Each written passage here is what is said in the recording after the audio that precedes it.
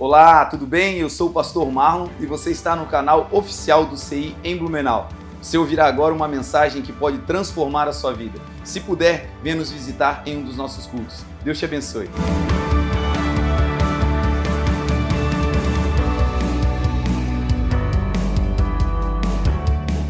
João 15:15 diz assim a palavra do Senhor: já não vos chamarei servos, porque o servo não sabe o que faz o seu senhor, mas tenho-vos chamado amigos, porque tudo quanto ouvi do meu Pai vos tenho feito conhecer. Não me escolhestes vós a mim, mas eu vos escolhi a vós, e vos nomeei para que vades e deis fruto, e o vosso fruto permaneça, a fim de que tudo quanto em meu nome pedirdes ao Pai, Ele vos conceda. Oremos. Pai, muito obrigado, Senhor, pela oportunidade de ouvirmos a Tua palavra. Muito obrigado, Senhor, pela oportunidade de, mais uma vez, estarmos diante de Ti, reunidos como igreja. Que agora o Senhor seja o ministro do Evangelho nesse lugar. Que agora o Senhor seja o centro dos nossos olhares, o centro do nosso pensamento e o centro das nossas atenções. Que aquilo que é fraqueza humana agora seja suprido, superado, Senhor, completado pelo Teu poder, porque o Teu poder se aperfeiçoa na nossa fraqueza. Que a partir de agora o Senhor ministre ao nosso coração, que nós possamos estar, Senhor, com o nosso coração e com a nossa mente aberta. Fala conosco, Senhor, assim como um pastor que conduz as suas ovelhas. Nós estamos aqui nessa noite para ouvirmos a Tua voz. Senhor, que aquilo que é humano, natural, terreno, caia, e que aquilo que é celestial, sobrenatural e divino se levante no nosso meio. Que todos nós saiamos daqui melhorados, aperfeiçoados e aprimorados para a glória do Teu nome. Usa-me, Senhor, como um vaso de barro em Tuas mãos. Usa-me, Senhor, como um canal simples, como um locutor, como um mensageiro da Tua poderosa palavra. A Ti, Jesus, e somente a Ti, nós Te damos toda a honra, toda a glória e todo o louvor, em o nome de Jesus. Amém. Amém? Irmãos, a vida humana, ela é permeada por relacionamentos. Uma das marcas, uma das características da humanidade é o desejo de se relacionar, o desejo de estabelecer relacionamentos. Todos nós, enquanto seres humanos sadios, dotados da sua capacidade intelectual, preservados nas suas emoções, enquanto estivermos equilibrados, nós vamos nutrir esse desejo de nos relacionarmos com pessoas. Nós fomos projetados por Deus para essa relação, para essa vida relacional. Nós fomos criados pelo Senhor e projetados de tal maneira que todos nós, quando viemos a esse mundo, viemos partindo de uma família, partindo de alguém que nos deu a oportunidade de virmos à vida. Uma relação inicial humana que começou antes mesmo de nascermos, como declaramos a partir do parto. A nossa relação com pessoas já começou no ventre e por isso nós já temos, desde a mais tenra idade, o desejo de se relacionar. A vida relacional, ela é algo que surge e começa a despontar de maneira muito cedo. Eu vejo agora no Davi, ele está com 1 ano e 7 meses, indo para 8 meses, e eu vejo o desejo do Davi de estabelecer relações. Ele está dentro de casa e ele não gosta de ficar sozinho. Quando ele levanta, todo mundo tem que levantar com ele. Então ele vai para a sala, e lá na sala ele não quer ficar só com a mãe, então ele vai lá e me puxa pelo dedo e me leva para a sala. E quando todo mundo está acordado e ele já está satisfeito do relacionamento com pai e mãe, ele descobriu que existe um universo fora da casa. Então ele vai para a sacada, ele vai para a varanda, e agora ele descobriu o poder da comunicação. Ele entendeu que se ele emitir sons, ele chama a atenção dos outros. Então na sacada ele começa a dizer, oi. Ó, tem um neném aqui dizendo oi. E ele começa a gritar, e ele aprendeu algumas frases. Ele aprendeu vovó, e a vozinha dele já é de bastante idade, fez agora 80 anos. Então quando ele passa e vê alguém que não é muito jovem, ele chama de vovó. E às vezes ele se equivoca, porque a pessoa não é um avô, é só alguém mais velho. E eu tenho que dizer, Davi, não faz isso, meu filho, vem para cá. E as pessoas entendem, é um bebê, e elas conversam com ele, mandam um beijo, enfim. As pessoas que trabalham no prédio da frente, elas têm um horário, né? E a menina que é a zeladora do prédio da frente, ela tem uma rotina. Ela chega e retira o lixo, né, de dentro do prédio e vai levar na gôndola que é perto do nosso apartamento. E o Davi, ele meio que já sincronizou o horário que ela chega. E quando ele escuta o barulho, ele corre para a sacada. E ali ele começa a se comunicar com ela, e ela começa a falar com ele, e a conversa deles é uma conversa de doido. Ele diz gol e ela diz gol, ele diz uou e ela diz uou, e é uma loucura. Mas o que é isso? É uma manifestação, é o desejo da relação humana. A palavra do Senhor diz que nós devemos ser como crianças, que o reino dos céus pertencem aos pequeninos. Jesus chegou a dizer aos discípulos que aquele que não se fizer como uma criança não herdará o reino dos céus. Quando Jesus fala que nós devemos nos comportar como criança, não é como meninos, não é na imaturidade, não é na falta de perspicácia, não. Quando ele diz que nós devemos nos comportar como meninos, é tendo o coração de um menino, de uma menina. Aquele coração que se alegra quando vê alguém, aquele coração que não avalia ou julga quando vê a pessoa pela primeira vez, aquele coração de criança que se alegra quando alguém se aproxima. Então nós, gente, carregamos esse desejo por relação.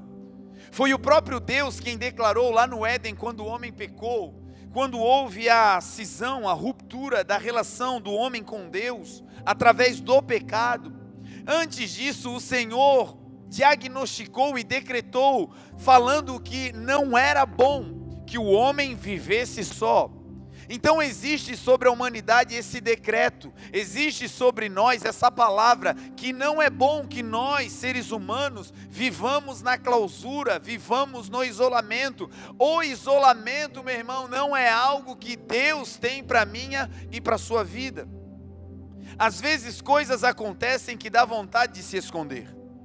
Às vezes situações nos pegam de surpresa num rompante, e nós precisamos daqueles momentos de, não é clausura, mas de retirada do ambiente, para olhar de fora a situação, para ter um tempo de reflexão, para ter um tempo de meditação naquilo que está acontecendo. E isso deve até acontecer, mas não deve ser a tônica da nossa vida. Jesus não te criou para uma vida solitária, Deus não te estabeleceu nessa terra para uma vida de clausura.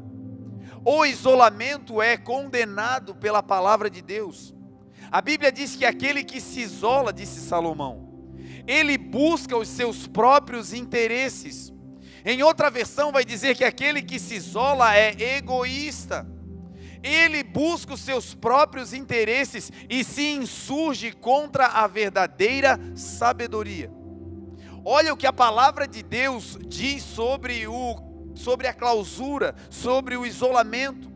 Está dizendo que quando nós nos isolamos, apesar de termos motivos para isso, o texto diz que quem se isola é egoísta. Por que Deus está falando isso? O egoísmo é pensar apenas em si.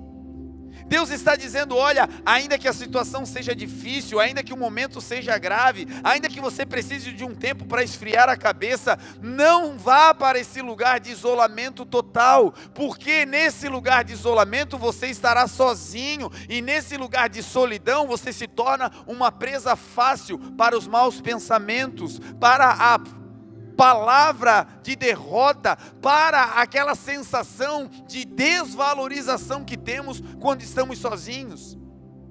Então Deus disse, não é bom que o homem viva só. No mundo nós teremos aflições, diz a palavra. Mas o Senhor também disse: tenham bom ânimo, eu venci o mundo. Foi o Senhor Jesus quem também disse: vocês sem mim nada poderão fazer. E ele disse: eu sou a videira, vocês são os ramos. E todo o ramo que não estiver em mim, ele não pode ter vida.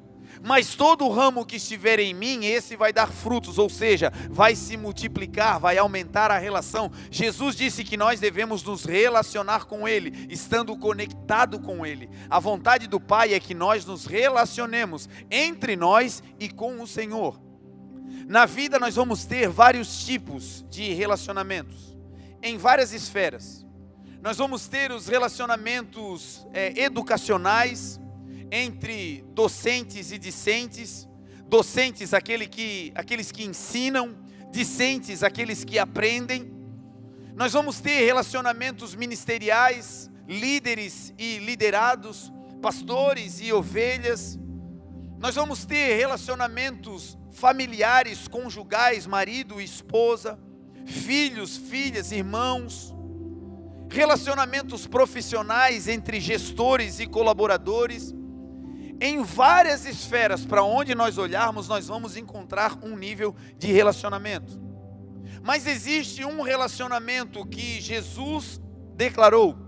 Existe um tipo de relação que é tão especial que no final da sua vida, Jesus vai instruir os seus discípulos e vai colocá-los nessa nova dimensão de relacionamento. E essa relação tão importante para Jesus, e que também deve ser muito importante para mim e para você, são as amizades. Jesus usou um termo poderoso para dizer aos discípulos: olha, eu não chamo mais vocês de servos, porque o servo não sabe o que faz o seu senhor, mas a partir de agora eu chamo vocês de amigos, porque tudo que o meu Pai me falou eu tornei conhecido a vocês. Jesus está dizendo que o servo, ele é bom, porque ele está trabalhando, oferecendo um labor, mas tem um nível mais especial, e que ele deseja nos trazer, que não é apenas aquele que ouve, serve e obedece, mas é um nível especial, onde o Senhor pode te contar os segredos, porque a diferença entre o servo e o amigo, é que para o amigo você pode contar todas as coisas. Então o Senhor não deseja nos ter apenas como homens e mulheres que Ele usa, porque Ele não nos criou para sermos objetos. A ideia do Senhor é que nós possamos ser filhos de Deus e amigos do Filho. A ideia do Senhor é que nessa terra nós tenhamos uma relação tão intensa com Jesus, ao ponto de podermos escutar da boca de Jesus o que os discípulos escutaram: eu não chamo mais vocês de servo. Servo foi o primeiro nível, servo foi o primeiro estágio, mas agora vocês não me obedecem por obrigação, agora vocês andam comigo por amor, vocês são meus amigos. E esse, meu irmão, eu creio que é o desejo do Senhor para nós como igreja. Uma igreja que não faz o que faz porque precisa fazer, mas uma igreja que faz o que faz porque ama o que faz, porque faz o que o seu amigo pediu, ordenou, mandou. Homens e mulheres que não vivem debaixo da lei e da regra do não proves, não toques, não manuseie, mas que vivem o tempo inteiro dizendo: meu amigo Jesus, isso te agrada? Essa minha atitude te agrada? Não é pode ou não pode, não se trata mais disso. Já saímos da categoria de servos, estamos entrando no lugar de amigos, e o amigo não quer desagradar o outro amigo. Então a pergunta não é pode ou não pode, a pergunta agora é: Senhor, isso te convém? Senhor, essa palavra que sai da minha boca te agrada? Senhor, essa viagem que eu vou fazer, ela está nos teus planos? Essa viagem vai me aproximar de ti, que é meu amigo, ou vai me afastar dos teus propósitos? O nível da relação de amigos é tão linda, que a amizade, esse amigo que Jesus vai falar, o termo em hebraico é chaver, e chaver no hebraico significa ligação intensa. amigo não é apenas um colega, um conhecido. Esse amigo que Jesus estava dizendo que nós, os seus seguidores, os seus discípulos somos, esse amigo significa: eu tenho uma conexão, uma ligação íntima com vocês. Jesus tem o nome de Emanuel, que significa Deus conosco. Foi Ele quem disse: eu estarei todos os dias com vocês, até a consumação dos séculos. No dia mau eu estarei com vocês, no dia bom eu também estarei com vocês. No dia da dor eu estarei com vocês, no dia da alegria eu também ali estarei. Não haverá um dia sequer, até que tudo termine e nós voltemos para a glória, que Jesus não permaneça sendo fiel à sua palavra. Então, esse Jesus, quando disse: vocês são meus amigos, ele estava dizendo: eu tenho chaver com vocês, eu tenho uma ligação íntima com vocês. E aqui nós precisamos nos aprofundar nesse nível de consciência. Uma vez que Jesus chama de amigo, essa relação não se rompe por qualquer coisa. Não é um tropeço qualquer que vai romper essa aliança que o Senhor está declarando.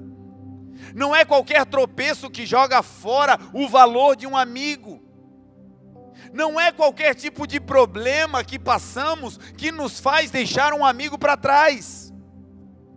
E é essa visão que o Senhor deseja que nós comecemos a ampliar nessa noite. Nós temos uma capacidade de ver Jesus como Deus, e Ele é Deus. A palavra do Senhor em João 1 vai dizer: no princípio Jesus era o Verbo. Jesus estava com Deus e tudo foi feito por Ele, sem Ele nada do que foi feito se fez. Jesus era Deus, diz a palavra. Então nós conseguimos olhar para Jesus grande, um Jesus enorme, um Jesus poderoso, um Jesus que é Deus. Nós conseguimos olhar Jesus também como o Filho de Deus. Conseguimos ter essa dimensão, saber que Jesus foi aquele que o Pai enviou para nos salvar, e olhamos para Jesus e conseguimos ver Jesus como o Filho de Deus. João 3, verso 16 vai dizer: porque Deus amou o mundo de tal maneira que entregou o seu Filho unigênito, para que todo aquele que nele crê não pereça, mas tenha a vida eterna. Deus entregou o seu Filho. O Pai declarou: Jesus é o meu Filho. Então nós conseguimos ver Jesus como Filho. Nós conseguimos ver Jesus também como um pastor. Em João 10 em diante, Jesus vai dizer: eu sou o bom pastor, e o bom pastor dá a sua vida pelas ovelhas. Foi Ele que disse: eu sou o bom pastor, que vou cuidar de vocês e vou levar vocês a pastos verdejantes. Salmo 23. O Senhor Jesus é o nosso pastor e com Ele nada nos faltará. Então nós conseguimos olhar para Jesus como um pastor.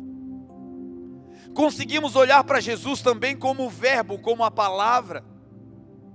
Foi João quem escreveu e disse que o Verbo se fez carne e habitou entre nós, e nós vimos a sua glória como a glória do unigênito do Pai, cheio de graça e cheio de verdade. Então nós conseguimos, de certa maneira, ter clareza em ver esse Jesus Deus, em ver esse Jesus poderoso, em ver esse Jesus que muda a história, em ver esse Jesus que transforma a vida, em ver esse Jesus que faz coisas excelentes. Mas nós temos uma dificuldade de enxergar Jesus como um amigo, de enxergar Jesus como um companheiro de jornada, de enxergar Jesus como aquele amigo especial, como o melhor amigo, aquele que quando todos abandonam, Ele continua perto, aquele quando os homens não conseguem te compreender, Ele te entende de dentro para fora.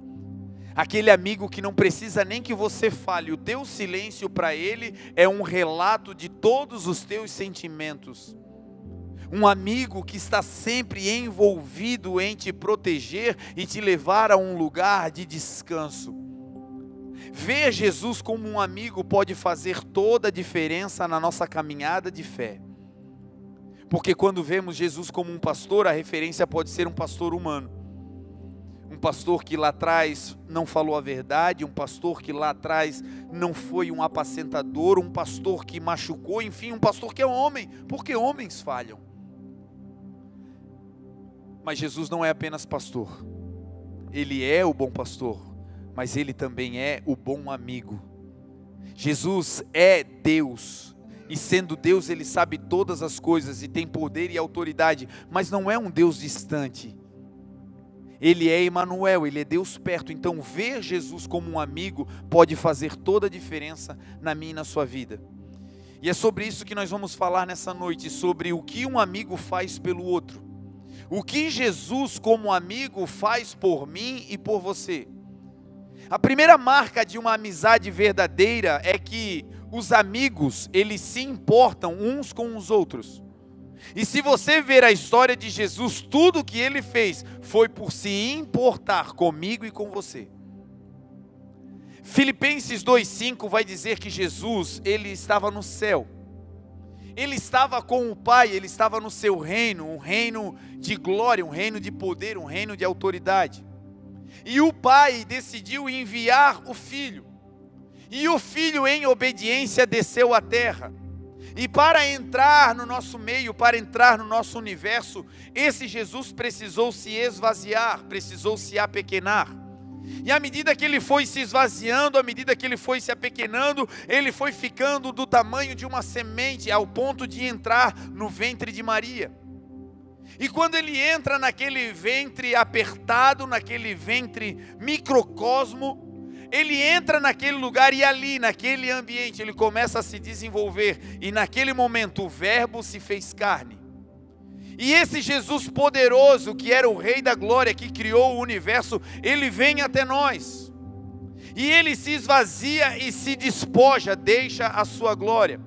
Deixa para trás o trono, deixa para trás a coroa, deixa para trás tudo aquilo que ele tinha nos céus. Continuou sendo Deus e autoridade, mas deixou isso com o Pai para usar somente no tempo adequado. E quando Jesus está nesse ambiente vivendo entre nós, a palavra do Senhor vai dizer que ele veio para os seus, e os seus não o receberam, mas todos quantos o receberam, Jesus lhes deu o poder de serem feitos filhos de Deus. Quando Jesus vem a essa terra, ele vem porque se importa conosco, e ele foi desprezado, mas como um amigo fiel, ele não desprezou, diz a palavra. Ele veio para os seus e os seus não receberam. Ele estava no mundo, o mundo foi feito por ele, mas o mundo não o recebeu, diz a palavra. O mundo não o reconheceu, diz o texto. Mas a falta de reconhecimento do mundo não fez ele voltar para casa. Porque ele se importava, o texto vai dizer que ele foi obediente até a morte, e morte de cruz. E pela sua morte de cruz, vai dizer o texto, hoje ele tem um nome que está de novo acima de todo nome, para que ao nome de Jesus se dobre todo o joelho, nos céus, na terra e debaixo da terra. E hoje toda a língua declare que Jesus Cristo é o Senhor, para a glória de Deus Pai. Então esse Jesus vir à terra só tinha uma motivação: esse ambiente não era melhor do que a glória. Esse ambiente não tinha nada parecido com a eternidade aonde ele estava. Ele veio para cá em uma atitude de amor, ele veio para cá como um amigo que se importa. E uma vez aqui na terra, ele começa então a ministrar sobre essa amizade, sobre o valor de uma amizade, de estar com gente que se importa. Jesus certa vez foi questionado por um mestre da lei. Esse homem era alguém que tinha domínio das escrituras, e ele disse: Senhor, o que eu devo fazer para herdar a vida eterna? O que eu devo fazer para poder voltar para a glória, para poder voltar aos céus? E Jesus disse: o que você lê na lei? O que está escrito? Como você lê?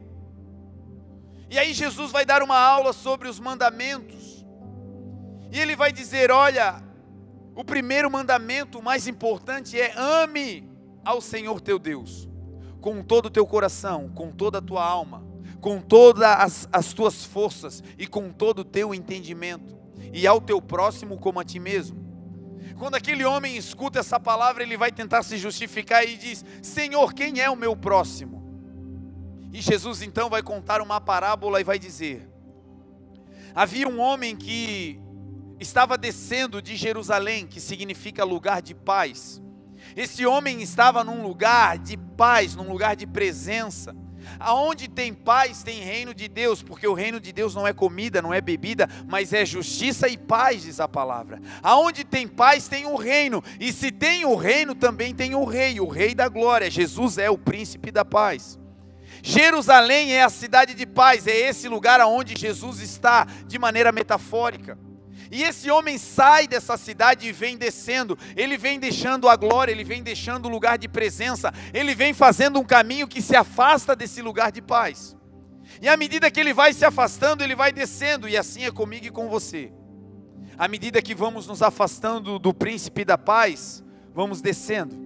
À medida que vamos nos afastando desse lugar onde o reino de Deus está e aonde o rei, que é o príncipe da paz, Jesus, está, nós vamos vivendo uma vida de decadência, uma vida que vai nos levando para um lugar mais raso, para um lugar mais baixo.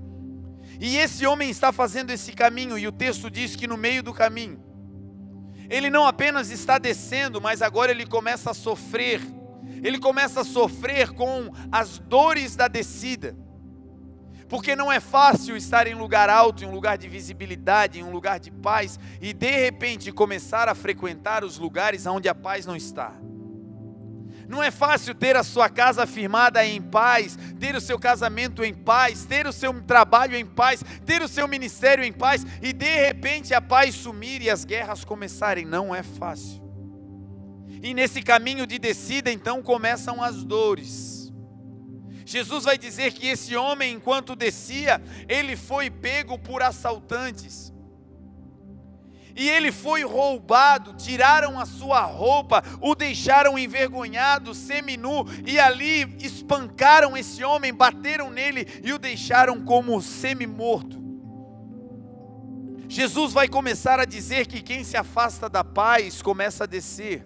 E esse caminho de descida primeiro gera vergonha, as roupas foram tiradas.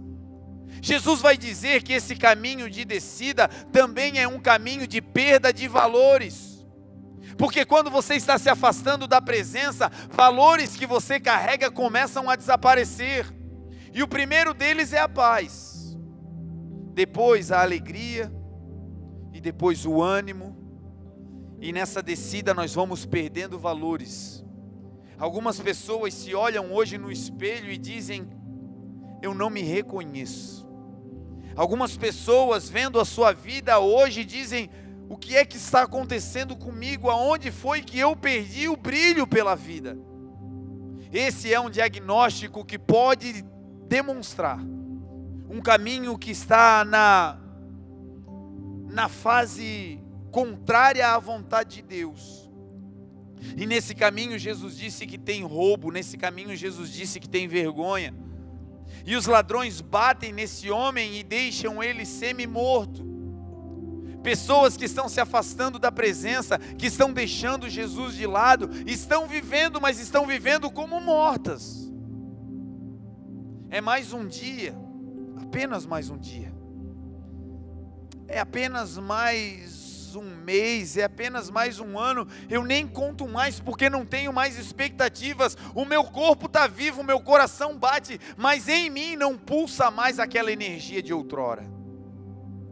Quem sabe você está aqui ouvindo essa mensagem e você era um líder motivado, era alguém que as pessoas olhavam e quando você chegava, os valores que você carregava eram permeados naquele lugar e as pessoas esperavam a sua chegada. Quem sabe o valor que você mais carregava era a alegria, chegava nos ambientes, a festa não começava sem você chegar. Quando olhavam para você, a semelhança de vitória, de vontade de vencer, era algo que não podia separar-se da sua presença. Mas nesse caminho de derrota, nesse caminho de agressões, nesse caminho de perca da paz, talvez, ao perder a paz, ao fazer esse caminho de perda, talvez, você se sente meio morto, vendo o relógio passar, vendo as páginas do calendário virar, e não consegue ter forças para reagir. O Senhor Jesus vai dizer que enquanto esse homem estava nessa condição, os ladrões se afastaram, não estavam mais ali, o relato não diz que eles foram embora, mas a sequência da história não cita mais eles. Porque o trabalho do inimigo é roubar, matar e destruir. Uma vez que ele destrói, uma vez que ele rouba, uma vez que ele separa, uma vez que ele faz o litígio, uma vez que ele joga na lona, ele não fica mais presente. Porque quem fica presente é o amigo. E o inimigo não é amigo. Então esse inimigo vai embora. E agora a esperança de vida desse homem começa a chegar.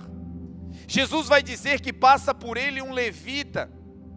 Um homem que era responsável pelo cuidado do templo, um homem que vinha da tribo de Levi, dos adoradores, aqueles que foram chamados por Deus para receber a autoridade de pregar o evangelho através de músicas, de instrumentos. Esse homem está passando e quando ele vê esse homem caído, seminu, com vergonha, ferido, o texto diz que ele passa de lado, ele atravessa a rua, ele vai por um outro caminho e vai embora e deixa aquele homem ali. Esse levita representa aqueles que têm dons. Esse levita representa aquelas pessoas que carregam uma promessa da parte de Deus e são cheios de habilidades. Só que a habilidade sem o caráter de Cristo, a habilidade sem a paz de Cristo, não consegue levantar outros, apenas consegue nos manter de pé. E uma vida com Jesus apenas para pensar em si é muito pouco. Jesus disse: agora eu vos chamo de amigos para que vocês vão e deem frutos, e frutos que permaneçam. Deus não quer apenas te manter vivo, Ele quer te dar uma vida para que você vá e dê frutos, e esses frutos alimentem e coloquem outros de pé. Esse levita se baseava no dom, e o seu dom não conseguiu levantar aquele irmão. E mais, ele não conseguiu nem se importar, ele passou para o outro lado. Jesus diz que vem descendo também um sacerdote. Percebam que eles não estão subindo, eles estão no mesmo trajeto. É levita, tem dom, tem habilidade, mas se não tem paz, se não tem o príncipe da paz, se não tem Jesus, também vai descer, porque não é o dom que nos sustenta na presença, é a presença que nos sustenta com o dom. Então agora vem descendo um sacerdote, e o sacerdote é o pastor, o sacerdote é o líder da igreja, o sacerdote é aquele que deveria cuidar, aquele que deveria encaminhar, o sacerdote é o pastor. E o texto diz que ele passa a ver aquele homem e também vai para o outro lado, passa de longe. Ele tem o título, ele tem o renome, ele é o encarregado, ele é o pastor, ele é o líder. Mas o seu cargo não move o seu coração, porque não é o cargo que nos torna alguém, mas é ser alguém que Deus vai olhando e vai nos dando cargos. Nós não devemos ser a geração que ostenta cargos, mas que sustenta o encargo. Uma geração que não ostenta os títulos que tem, mas que usa aquilo que tem para levantar pessoas e sustentar pessoas. Então esse pastor, ele falha na sua missão. O título que ele tem não é o suficiente para mover o seu coração e ajudar aquele homem. Ele também passa de lado. E aí Jesus vai dizer que vem então descendo um samaritano. Samaritano era alguém impuro. Não era um judeu nato. Samaritano era um estranho. Samaritano era um esquisito. Samaritano era aquele que não seria escolhido para levita. Era aquele que não seria escolhido para pastor, era aquele que não se enquadrava nos padrões, era um estranho. Agora presta atenção no que esse estranho vai fazer. Jesus disse que esse samaritano vem e quando ele vê aquele homem, ele se aproxima. Esse samaritano chega perto desse homem e quando vê ele seminu, a primeira coisa que o samaritano faz é enrolar aquele homem com faixas. Esse samaritano, o bom samaritano, é a representação de Jesus. Jesus está falando sobre ele mesmo. E ele está falando sobre o que um amigo faz. Um amigo se importa com outros. Todos os demais passaram de lado, mas Jesus, que é esse amigo, meu e seu amigo, no meio da nossa dor, ele não foge, ele para nos ajudar. E o texto diz que quando ele vê aquele homem seminu, ele não expõe aquele homem. A Bíblia diz que o verdadeiro amor lança fora todo medo. E que o amor, ele cobre multidões de pecados. Esse verdadeiro amor que é Jesus se aproxima. E quando Jesus se aproxima, ele não expõe a nossa ferida, mas ele tampa a nossa ferida para nos curar. Em áreas de vergonha, te prepare, o Senhor vai cobrir. Não é para encobrir, para esconder, mas é para tratar, para curar no secreto. E daqui a pouco essas áreas de vergonha vão se transformar em áreas de dupla honra para a glória de Deus. Então Jesus, o bom amigo, quando ele vê alguém caído, ele se importa, ele é amigo e ele vai. E a primeira atitude é: eu vou tampar a tua vergonha. Segundo, vai dizer que esse samaritano derrama vinho nas feridas. Era uma maneira dos antigos judeus tratarem ferimentos com vinho e com azeite. Mas aqui tem uma representação profética. O vinho é para nós hoje, e era já naquele tempo, conhecido como uma fonte de alegria. E é hoje utilizado, e Jesus foi quem declarou isso, que o suco da vide, que o fruto da videira, ele seria, esse produto, seria a representação do seu sangue. Jesus, como um bom amigo, quando vê alguém sangrando, ele não deixa continuar aquele sangramento, porque sangue na Bíblia significa vida. Quando você perde sangue, você está perdendo a sua vida, você está perdendo o seu ânimo. Olha o que Jesus como amigo faz quando nos vê sangrando. Ele não apenas tampa a nossa nudez, mas ele vai colocar vinho, que significa o seu próprio sangue. Ele dá o seu sangue para que nós não percamos mais o nosso sangue. Foi isso que ele fez na cruz do Calvário, foi isso que Isaías declarou: pelas suas pisaduras nós fomos sarados. Então esse Jesus, o nosso amigo, ele está hoje dando de novo o seu sangue para te dizer: nesse lugar de ferimento, nesse lugar de dor, aonde você está perdendo vida, eu vou colocar a minha vida, eu vou dar o meu sangue para vocês tenham vida e vida abundante, diz a palavra. Esse Jesus amigo, ele não apenas derrama ali o vinho que representa o seu sangue, mas quando ele está fazendo isso, ele também está lavando aquelas feridas. Algumas pessoas não estão mais expostas, já estão cobertas pelo amor de Jesus. Já se sentem amadas, protegidas, já se sentem filhos e filhas, amigos e amigas de Jesus. Mas ainda carregam feridas abertas.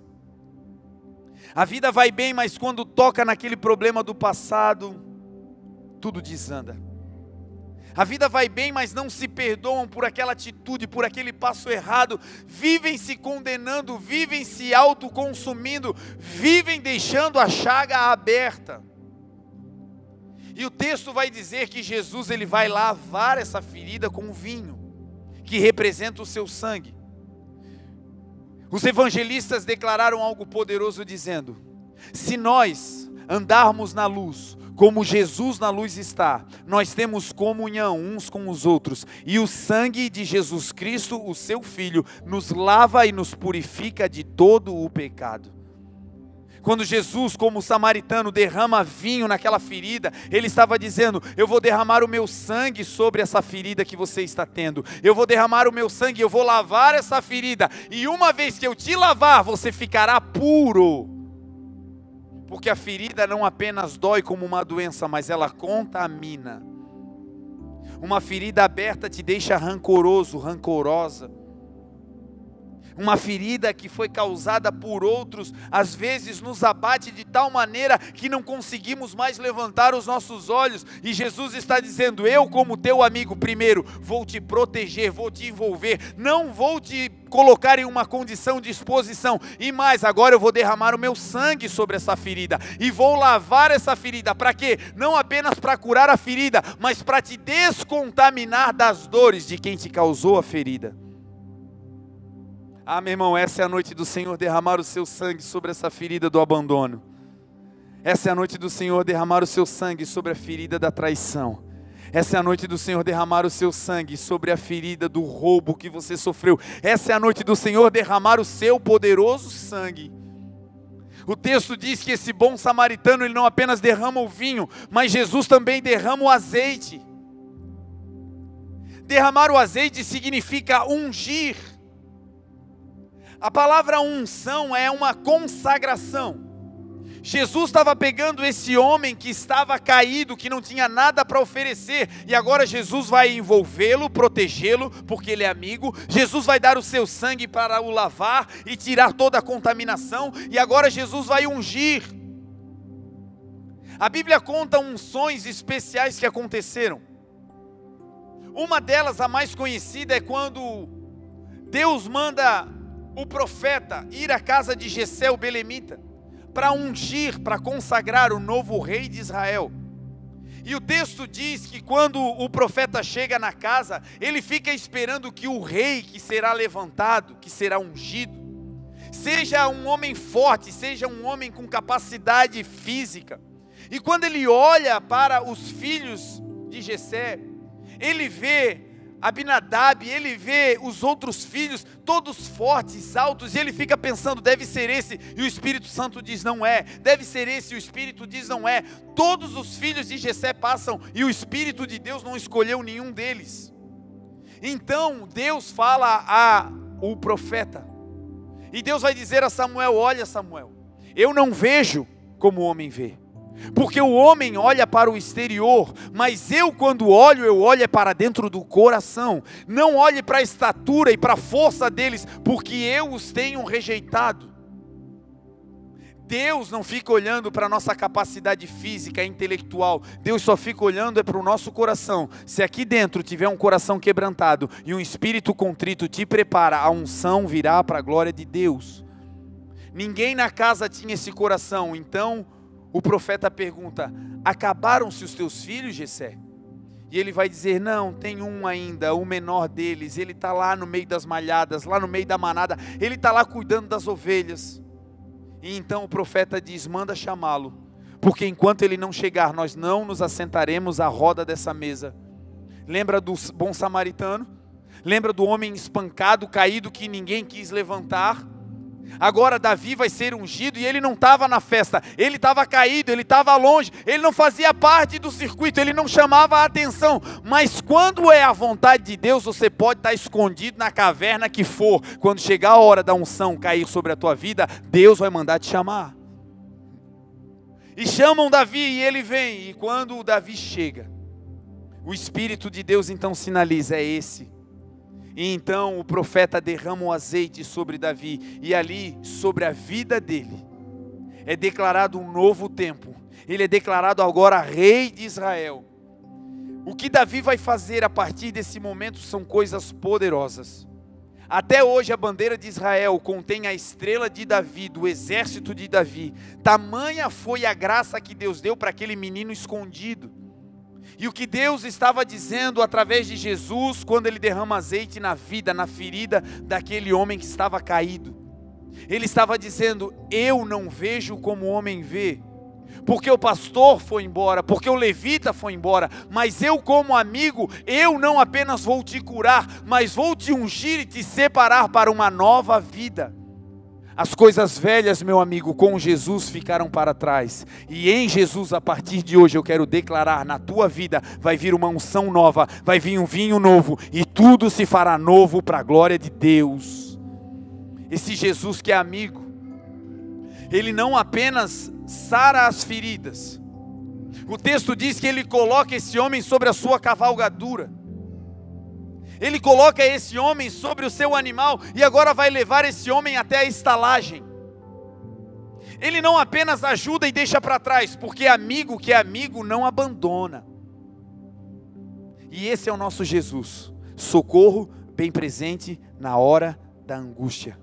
Esse é o Jesus que disse na sua própria palavra, a Bíblia vai dizer, Paulo declarou, todo aquele que invocar o nome do Senhor Jesus será salvo.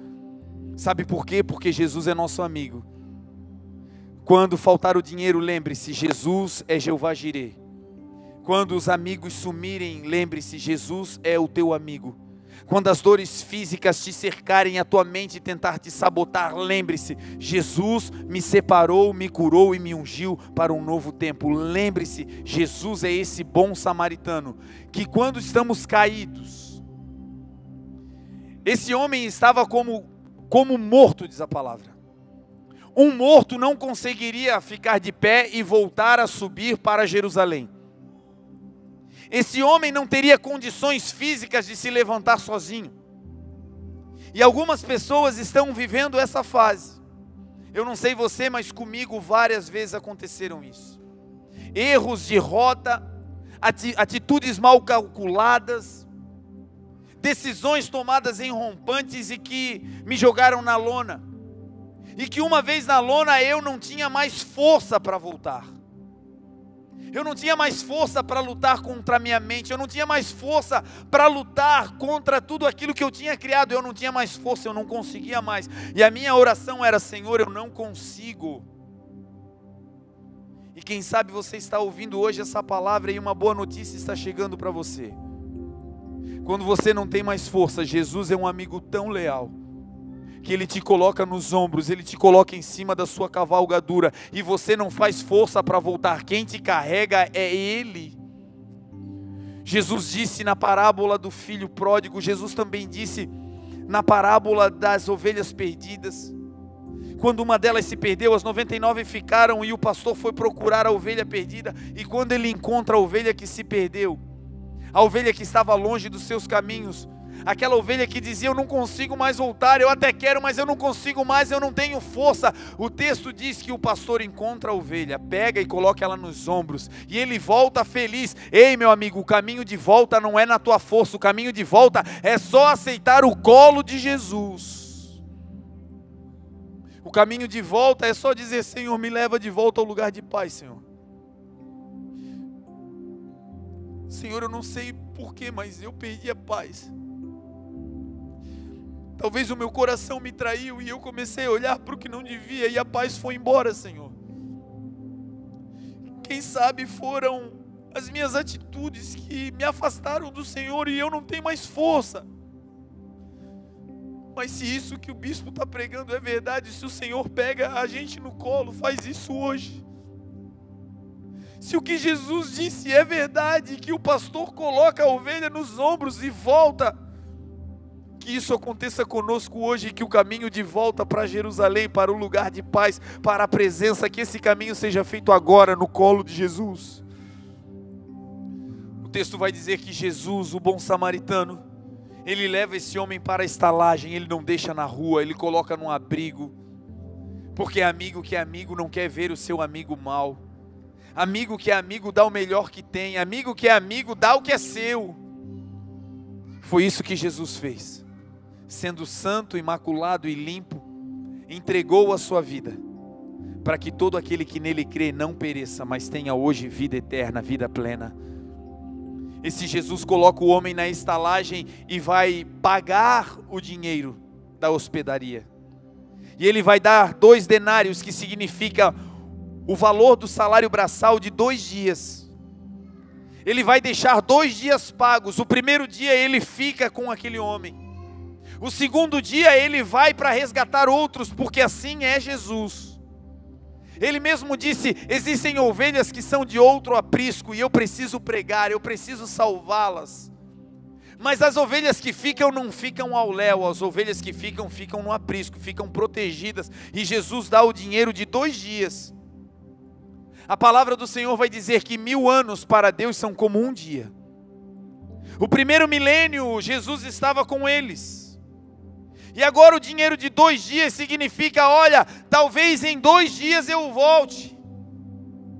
E se você gastar mais do que esse recurso, ou seja, se demorar um pouco mais para eu voltar, mas o segredo não está em quando, o segredo está que ele vai voltar. E enquanto demorar, ele disse: o que faltar, quando eu voltar, eu pagarei. Sabe o que Jesus disse na cruz do Calvário, o meu e o seu amigo? Ele disse: está consumado. Quando ele entrega o seu espírito, ele vai dizer: a conta está paga. Marlon, você não deve mais nada, eu paguei a tua conta.